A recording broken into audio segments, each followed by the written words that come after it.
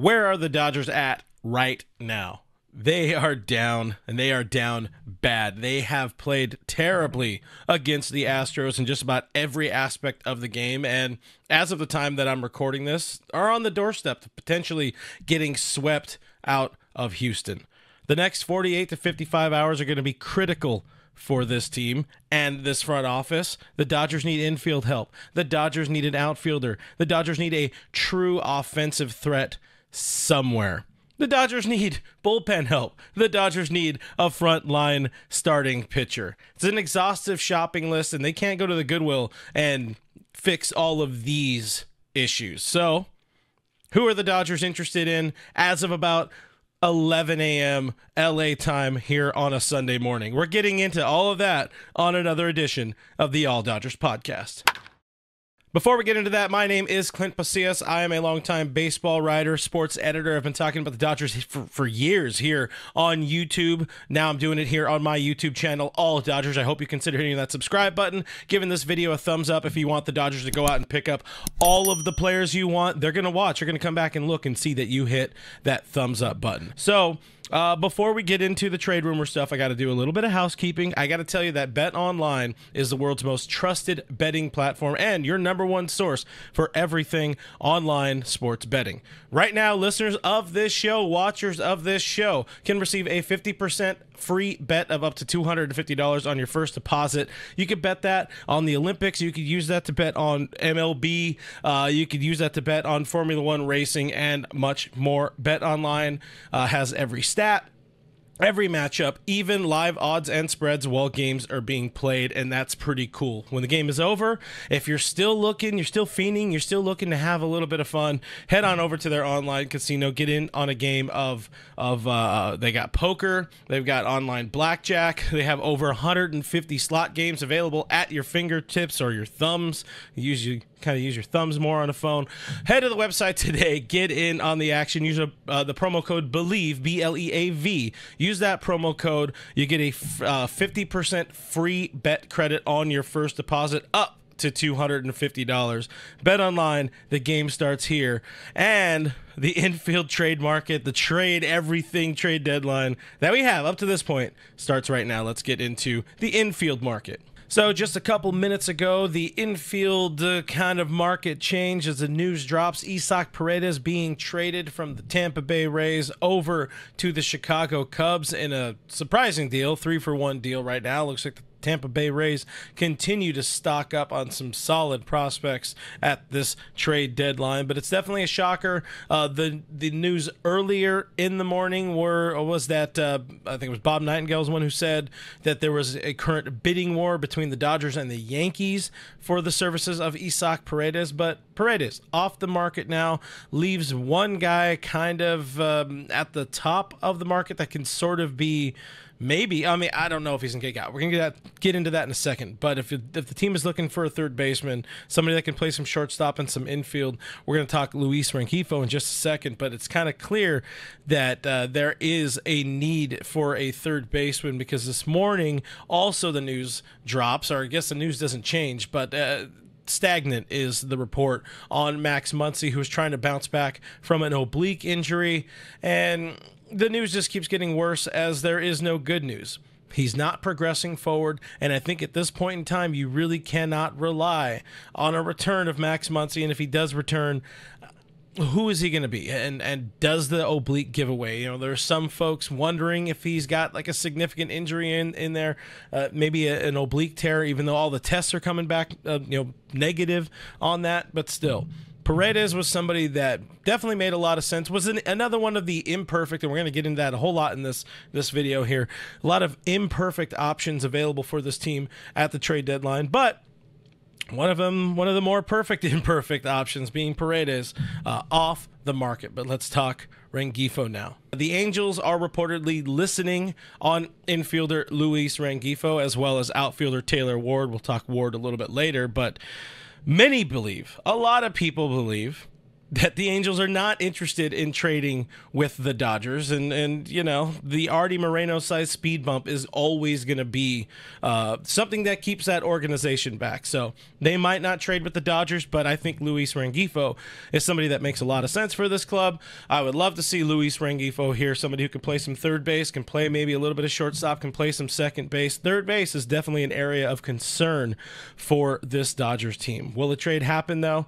It's tough to say. If Artie can swallow his pride and move past a deal that didn't get done quick enough for him all the way back in February of 2020, maybe a deal can happen, and maybe it can be a multiplayer deal. We'll talk more about who else the Angels have to offer in just a second. So let's reset for a second. Paredes off the market. Rengifo is somebody who could be got by the Dodgers, maybe, just maybe. Both of those guys you have to look at as a third base options. I think the Dodgers really need to be looking at people who can play third base. That said, if we're looking at infield options, another name that we've talked about this week is current Cub Nico Hoerner, and I think the Paredes deal kind of throws, I don't know if it even throws a wrench. It seems like it changes the situation a little bit. Jeff Passan mentioned that just because, you know, the Cubs go out and pick up Paredes doesn't necessarily mean they're buyers, but also doesn't necessarily mean that they're sellers because they traded off Christopher Morel.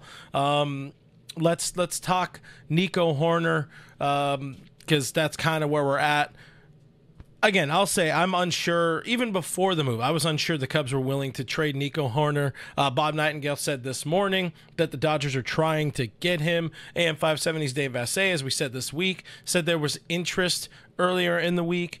The fact that Hoerner doesn't really have third base experience under his belt, shortstop, he's played a lot of second base, that makes him less ideal to me. I think if you're looking for somebody that's a little more ideal, you might look on the Paul DeJong side of things, who is with the White Sox, could be had in a package deal there. I think there's a nice fit with his ability to play shortstop, to also play some third base. He can play around, but he's played more third base in his career. So if you're looking at a DeJong situation over a Hoerner, the upside is better with Nico Hoerner, but still, this whole Paredes thing kind of threw a wrench into, I don't even know if it was in the Dodgers' plan, but, again, entering the morning, it was Dodgers are in a bidding war with the Yankees, so they definitely had some interest. You would presume they had some interest in adding Isaac Paredes and adding a third baseman, and that's where, again, I don't know if Hoerner's that guy. I don't know if DeJong is that guy. Just throwing another name out there that really hasn't been a link, but old friend Ahmed Rosario certainly could be a fallback plan in a trade with Tampa Bay. He's played a lot of infield. He's also played some outfield, so not a lot of third base in his career, of course, but I'm sure Ahmed Rosario can kind of figure it out. But even so, both of those guys, particularly DeJong and Rosario, you need to look at them. I look at them. I would argue everybody kind of look at them as the better than Biggio, better than Nick Ahmed types. You also need to think about any player that you are acquiring, players that are better than maybe a Kike Hernandez or CT3 when it comes down to postseason time. Down the road, this Dodgers team is going to get better. They're going to be getting a Miguel Rojas back. They're going to be getting a Mookie Betts back on the roster. Again, maybe Max Muncy at some point in September. But again, with that latest update, don't hold your breath when it comes to Max Muncy. So there's kind of the infield situation. Obviously, things change with the Paredes move, but there's not a whole lot out there. I think it's become painfully clear there's not a whole lot out there, especially if the Angels are unwilling to trade with the Dodgers, because Rengifo is a little bit of a fit. He's a nice fit, good bat, keeps the ball moving sort of dude, somebody that can fit into that lineup 6, 7, 8 spot and just try to get bat to ball, get on base. Again, keep the line moving. He's out there. Paul DeJong, he's out there. Less good of an option. Nico Hoerner, maybe the Cubs hold on to him now. Maybe they move him. Not as good of an option. And Ahmed Rosario, kind of been there, done that. I don't like the retreads, but it's one thing that's painfully clear. The team needs an infielder. You're seeing all of these injuries. You're seeing Kevin Biggio getting starts. You're seeing them signing Nick Ahmed off of the scrap heap. And sure, he's been nice, and he's got an incredible glove at shortstop, 2-time Gold Glove Award winner. But they need some offense. They need some offense on the infield, especially with all these guys out and the uncertainty surrounding Max Muncy. You got to work on it. Let's move on. Let's look at some outfield now. And unfortunately, in the outfield, honestly, the rumor mill has been a little bit quieter, but we know the names the Dodgers could or should have interest in. Luis Robert being the clear best potential fit, given that he can actually play center field. He does that at a high capacity when he's on the field, does come with a lot of injury history. And with that, he's the only upside center fielder on the market, which I think puts the Dodgers at a big disadvantage in negotiation, because let's say 5 other teams are looking to add a center fielder. The Dodgers are going to need to overpay to get him. There's already a Dodger tax that's out there when it comes to prospects, and if you have the lone best center fielder available on the market, you can kind of ask for whatever you want. The other factor at play with a Luis Robert trade to LA is the Garrett Crochet factor. More on him in a minute, but if the Dodgers are going to offload, let's say 4, 5, 6, 7 prospects, 8 prospects in a deal with a club, with a different club, they're going to want to address at least 2 holes on the roster at once. So you do that with your starting pitcher, with Crochet in this scenario, and you're in center field, outfield with Luis Robert. So, of course, the Crochet situation, it's complicated. Before we talk Crochet, though, let's look at some of the other outfielders that are out there. Of course, we've talked a lot on the channel in recent months. Tommy Pham is one of those guys, another White Sox name that's out there that could be easily moved. But the fact that he's limited to a corner outfield, being a corner outfield guy, that's another one of those imperfect options that's available on this market and for this Dodgers team. Same could be said with A's outfielder Brent Rooker. He's another corner outfield guy, but he's been mostly a DH for the A's for the last 2 seasons. So that's something where you also have a little bit of concern, where if he's barely getting in the outfield as it is, the Dodgers have a DH. I don't know if you're aware. The Dodgers have a very clear DH. So as good as Rooker has been, I don't know if it's a perfect fit. In fact, I know it is not a perfect fit. A little bit ago, I mentioned Taylor Ward with the Angels. On him, I'll note that, what was it, just a week or 2 ago? I guess with all of these guys, really. It was a week or 2 ago, Brandon Gomes, he told us that the Dodgers aren't interested in making like those kind of nominal moves. If they're going in, they're going hard. They're getting somebody that is a sizable difference on the roster, or they're less interested in making a move. They would almost rather see what Pages can be, what James Outman can be, before they go and get somebody like a Taylor Ward. So the only game-changing option on the outfield is Luis Robert, but he's, again, going to be hard to acquire. Another name that's kind of been out there, hasn't necessarily been linked, but Washington outfielder Lane Thomas, he's said to be available.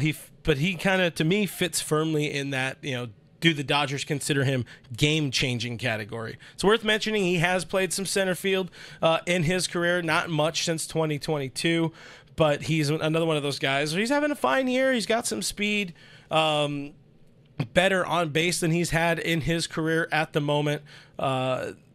Again, imperfect, just an imperfect situation. Whoever this team does get, they need to be a bat and they need to be a defender. That's a very clear factoid that they need to be a defender as well. That's one of the issues we're seeing with somebody like Andy Pages. While the bat is kind of slipping right now, the defense has eroded as the season has gone along. And with James Outman, for as good as he is, 9 times out of 10 on defense, the bat is basically non-existent at this point. So you need somebody who can be a bat and play a solid to above average defense in the outfield.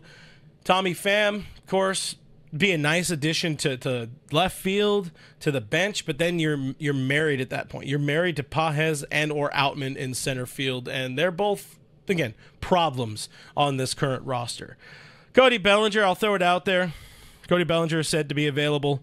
I think it was John Heyman who mentioned Bellinger.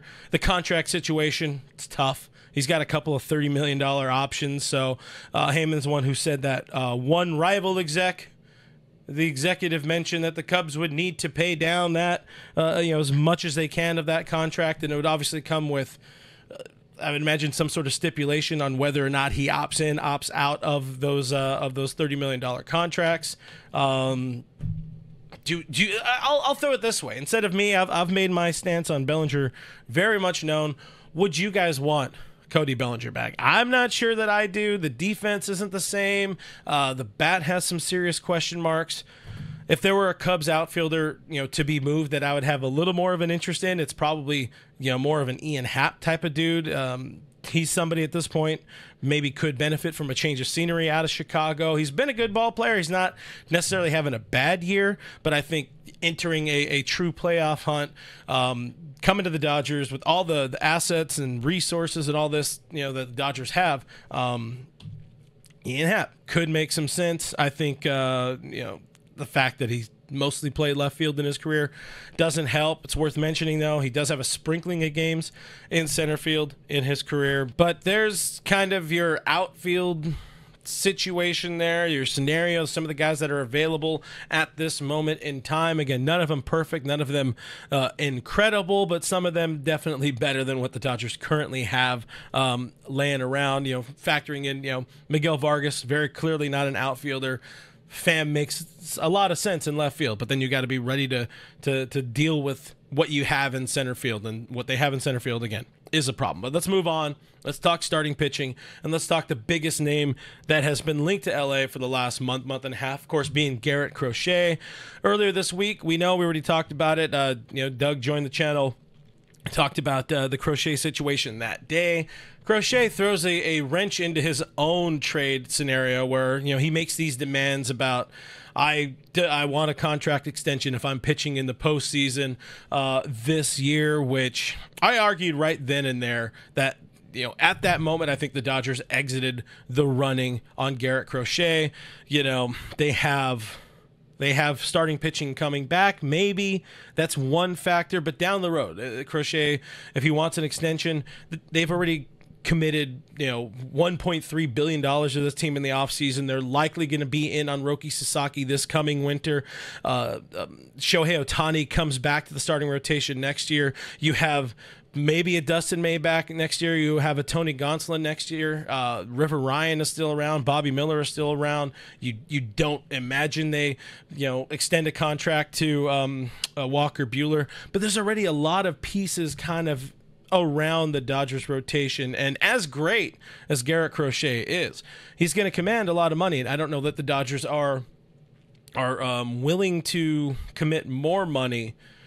And also, you're not necessarily blocking prospects, and of course you're probably moving some of those big name prospects if you were to go out and acquire Garrett Crochet. But I think they kind of, what this team always does, they don't chase the market, they let it kind of come to them. As good as Crochet would fit in on this team, I worry that they're okay kind of with what some of the guys they have coming back. But the fact that you would be stuck with Crochet is where I'm getting. The fact that you would not stuck, because that paints it in a bad light. It's obviously not a bad light. But the fact that you're buying years of Crochet when there are all these other factors, I think that does work against a potential trade there. That said, our friend Bobby Nightingale said that he doesn't think the Crochet demands affected the Dodgers. They didn't phase the Dodgers very much, as he said it. Bob also kind of, I think it was Bob and Ken Rosenthal, one of the things I questioned as well. It's like, Crochet, let's say he gets acquired, but the Dodgers don't extend a contract to him or offer him a contract extension. Is he going to be able to really walk into that clubhouse with all these new superstar teammates and look them in the eyes and be like, hey guys, I'm happy to be here, but I'll be sitting this next one out? Like, that just, it's not a reality. And then all of a sudden it's this like big ass wrench thrown into the situation where immediately the relationship gets off to a bad start, and between him and the team and him in the front office and his agent and all this, I think there's too many things that can go wrong for this deal to work. At the end of the day, you're adding Garrett Crochet, you're in a good spot. But I don't want to make this all about Garrett Crochet. That's just kind of the situation there. To me, all of it adds up to, I just don't feel the Dodgers get Garrett Crochet at this deadline. The one thing that could factor into their decision making is the terrible play we've seen in Houston, and the fact that the starting rotation has been so bad that it's burning the bullpen, and starters can't go deep and all this kind of stuff. Maybe there's that. Maybe they do panic, but you just don't see this front office panic. You really don't. So that's where I'm at on Crochet. As for the other more realistic, I'm going to call them more realistic starting pitching options. We'll stick with the White Sox. We'll look at Eric Fetty. He's an option that has kind of been linked. Sort of would make sense in a trade package if the Dodgers were to acquire Luis Robert and or maybe a Paul DeJong. But if I'm being real about it, I'd honestly rather see a River Ryan, Justin Robleski piggyback situation before a guy that was so bad over the first 5-6 years of his career as a big leaguer that he was forced to go play in Korea and before coming back and getting his nice little deal with the White Sox and all this. Give me the upside of our own internal guys before getting a guy just for the sake of getting a guy. And then going back to what Brandon Gomes says, they're not going to, it's kind of what he said, they're not just going to get somebody for the sake of getting somebody. So I'd almost say the same thing with somebody like Yusei Kikuchi. Kikuchi, nice career, but his ERA is close to 7 over his last 12 starts. I don't know that he's a sizable upgrade. If you wanted that, you might as well have just kept James Paxton at that point. I've been wanting to not mention it, but we probably should mention Blake Snell because the Blake Snell thing is out there. Of course, Giants not really in a playoff hunt. My expert opinion is LOL and not going to happen. But it is worth noting that the Dodgers were said to be in on him late in spring training. Just he's owed a lot of money, and I don't see the Dodgers and Giants making a move together. That's where I'm at. That's where I'm at with that situation. So, Jack Flaherty, the other name, of course. I know there's not very much on Blake Snell. I don't see it happening. But let's talk Jack Flaherty, a guy that I've been in on since last deadline. A lot of folks watching me know that I was high on Jack Flaherty last trade deadline. The one factor that potentially works against the Dodgers or maybe in the Dodgers' favor at this deadline is reportedly the Tigers' kind of plan. Their forward thinking is they're extending him a qualifying offer in the offseason. Now, what that means is, maybe they can get him back for $20 million or whatever the hell the qualifying offer is going to be. But more so, they're looking at the prospect, the draft pick that comes with that qualifying offer. Flaherty's market, he's had a good year. Flaherty's market's never going to be bigger than it is this coming offseason, so he's looking at a multi-year deal. He's going to reject that qualifying offer. He's going to sign somewhere else. The Tigers pick up that draft pick. So the Dodgers would just need to beat 30-ish, 35-ish, maybe a little bit earlier pick, something like that. They would need to beat a draft pick. And I mean, the Dodgers they straight up have the pitching prospects, all the prospects kind of ready to go, the talent ready to go now.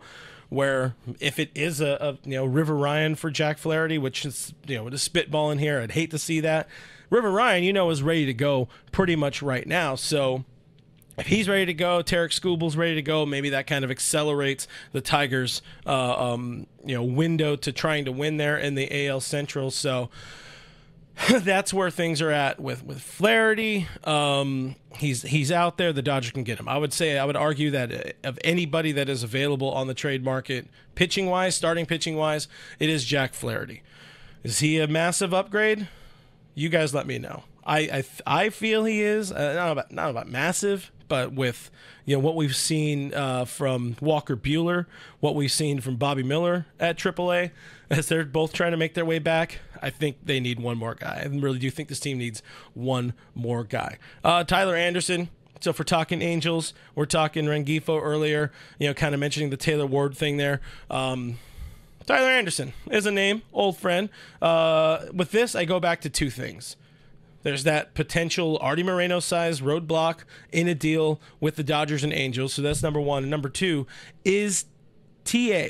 Is he a big enough upgrade over that hypothetical piggyback that I put together of Robleski and River Ryan? I'll throw that out there. Do you guys feel that TA is a better option, a better starter than these two kind of, not homegrown, but at least one homegrown, River Ryan obviously a trade. But anyways, well, this is for the sake of simplicity. These two homegrown dudes that have some great stuff. I mean, Robleski on Saturday looked phenomenal. As of the time I'm recording, River Ryan is pitching right now in Houston, so I don't know what he's doing quite yet. But start number one, I really like the stuff from River Ryan. So is TA better than those two guys? That's my question to you. That said, we've also seen TA kind of have that dog in him in the postseason. So there's that kind of factor in there as well. That's kind of the state. That's it. That's where things stand with a little more than 48 hours before the 2024 trade deadline. I know this was more highly, I don't know if this was news. I don't know if there was much speculation in here. I don't know how useful this video is to you guys, but this is also just the state of where this team is at. We have not heard from the Dodgers front office at any point in time right now. They're not out there. They're not talking, and that's where I get excited. The Dodgers work quietly, but we've also seen them kind of struggle at the deadline. So anyways, I don't want to get too much into that. Let's just say that's where things stand with about 48 hours until the trade deadline. I didn't get into the reliever market here, mostly because I'm not sure the Dodgers are going to be extremely active on the market, to be honest. Yes, there's a extremely clear need for help in the bullpen right now, but a lot of the reliever issues, they stem from being overworked thanks to a depleted starting rotation and maybe some questionable decisions from Dave Roberts. But Bruce Dark-Gratterall, Ryan Brazier, Michael Grove, they're all on the mend. They're probably days away from returning, so there's some immediate internal help for the bullpen. I do not see them spending the precious prospect capital, the trade capital, those resources on the relief market, which we've already seen at this deadline. It's an expensive one. It's a very expensive relief market. It always is. So as much as we want a Tanner Scott, maybe a Pete Fairbanks or something like that, I think they go internal. And let's say they do add a starting pitcher and they don't lose River Ryan. River Ryan is somebody who could plug into the bullpen and be a very high upside arm. Maybe Bobby Miller's future is going to be in the bullpen or something like that in the season. Maybe he figures it out as a just dominant one-inning guy. They have some options that work in relief. But the Dodgers have to do something. That's something. It needs to be big. The Padres are making moves. The Padres are improving their roster. They're getting closer to being right on LA's ass in the NL West. So what do you think happens this Tuesday? I'm very interested. Sound off in the comments below. Did the Dodgers make a big splash? Are they going to disappoint us again like they have done the last 2 years? It's going to be 3 years in a row of disappointment, where 2 years ago it was Joey Gallo. Last year it was Lance Lynn and some pieces. But yeah, what do you guys think? And I'll throw this one out there. Which 3 players do you want to see most wearing Dodger blue by the time they play the Padres on Tuesday? I will be back live on Monday night with another live stream, as I said, live. We'll have the latest from the rumor mill on there, plus voicemails, overreactions from the friend of the show hotline, available to all of our amazing channel supporters on Patreon and YouTube members. If you'd like to help support the channel and join the All Dodgers community on Discord, check out my Patreon, patreon.com/realfrg, or click the join button somewhere around my head here on YouTube. It's just $5 a month, but it goes a long way for the channel and, hopefully for you too. Question mark. I am Clint Pasillas. Find me as Real FRG on the social media platforms. I'll be randomly complaining about the Dodgers and the trade deadline leading up to it and beyond. All Dodgers is presented by Bet Online. Use that promo code BELIEVE, BLEAV. Get that welcome bonus money from them. And I will see you on the next one.